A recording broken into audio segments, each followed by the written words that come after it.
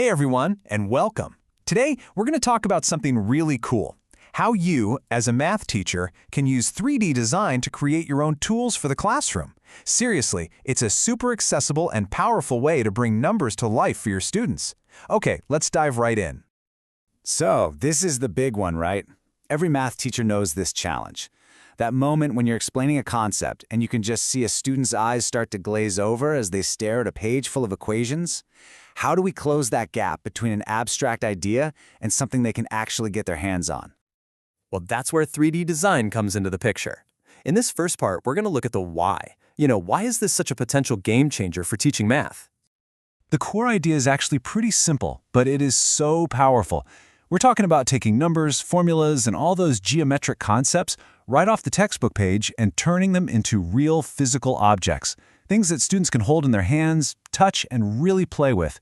It's all about making math feel real. So what does that actually look like in the classroom? Well, it makes math visible. Students can literally see geometry and symmetry in a 3D object.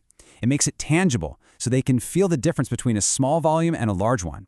And maybe most importantly, it makes it concrete, helping them finally click with ideas like equivalence because they can compare two physical objects side by side. Okay, so what's the secret weapon here? What tool actually lets us do all this stuff? Let's take a look at our creative toolkit, and I promise, this is something you can use even if you have absolutely zero design experience. And here it is. Meet Tinkercad. It's a fantastic platform that's free, it works right in your web browser, and it's incredibly easy to use. It was literally designed with teachers and students in mind, which makes it the perfect place to start. Now, what's so cool about Tinkercad is that it's more than just one thing. It actually has three different worlds. There's circuits, which is great for applied math and science, and code blocks, where you can use code to create designs with patterns and sequences. But for us today, we're going to focus on the 3D design world. This is where you build things with basic shapes, and that's a direct line into geometry, scale, and volume. All right, enough theory. Let's get practical. How do you actually make something that you can use in your class tomorrow? In this section, we're going to walk through a really simple but really high-impact project. We're going to design our own version of a Numicon-style math manipulative. If you've never seen these, they are fantastic for teaching counting, grouping, and just general number sense. And the best part is, you can design them yourself to fit whatever lesson you're teaching. And you're not going to believe how easy this is. You literally just start with a simple rectangle.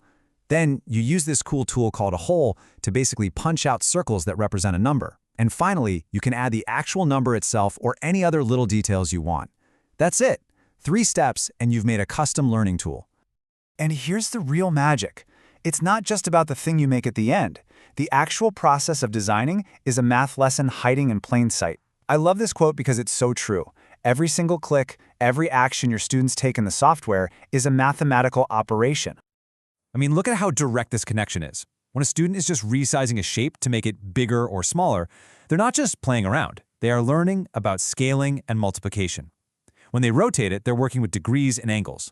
And when they group a bunch of shapes together, that's the foundation of set theory and equivalence. The design process is the math lesson. Okay, so you've made this awesome digital file on your computer. How in the world do you get it into the hands of your students? Let's talk about that final step in the journey, bringing your creation from the screen into the real world. The workflow is actually really straightforward. First, you design it in Tinkercad.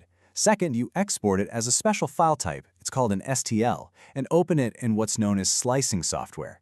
And finally, you just send that file to a 3D printer. And hey, even if your school has a tech person who handles the actual printing, just knowing these 3 steps helps demystify the whole thing. And just like that, what started as a little idea on your computer screen is now a physical, hands-on learning tool. A tool that might just be the thing that helps a child finally understand what 7 actually looks and feels like, or what it means to group numbers together. So let's just pull all of this together and think about what this could mean for you and your students. Because this is about way more than just one little project. This is about reimagining how math can be taught and how it can be experienced. So the big takeaway here is this. 3D design isn't just a fun, techie activity for a Friday afternoon. It is a genuinely powerful teaching tool. It empowers our students to see, to touch, and to truly manipulate mathematical concepts. It moves them from just looking at abstract symbols to a deep, concrete understanding. And so that brings us to the final question, the one I want to leave you with. Just think for a second about your own students, your own lessons.